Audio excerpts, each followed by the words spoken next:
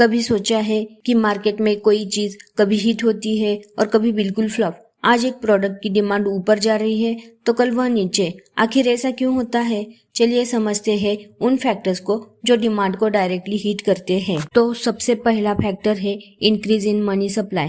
जब मार्केट में पैसे की सप्लाई बढ़ती है तो लोगों के पास ज्यादा पैसा आता है और जब पॉकेट में पैसा ज्यादा हो तो स्पेंडिंग भी बढ़ जाती है। इसका सीधा असर होता है डिमांड पर।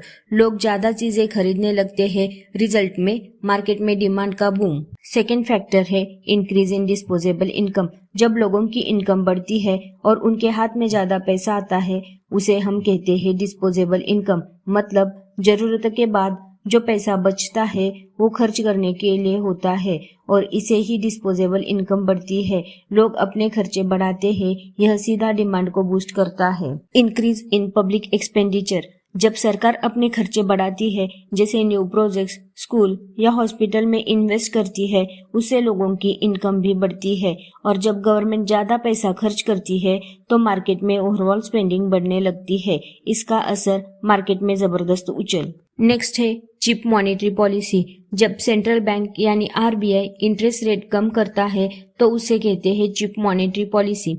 इसका मतलब अब लोन लेना आसान और सस्ता हो गया है। घर या गाड़ी खरीदना हो या फिर बिजनेस एक्सपांड करना हो तो लोग ज्यादा लोन लेना शुरू कर देते हैं। जब लोग ज्यादा लोन लेते हैं तो मार्केट में स्पेंडिंग बढ़ जाती है और डिमांड में तेजी आती है। नेक्स्ट है इंक्रीज इन कंज्यूमर स्पेंडिंग। जब कंज्यूमर अपना स्पेंडिंग बढ़ा देते हैं तो इसका सीधा असर मार्केट की डिमांड पर पड़ता है।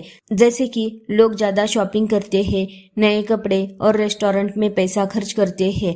मार्केट में डिमांड में जबरदस्त उछल आता है।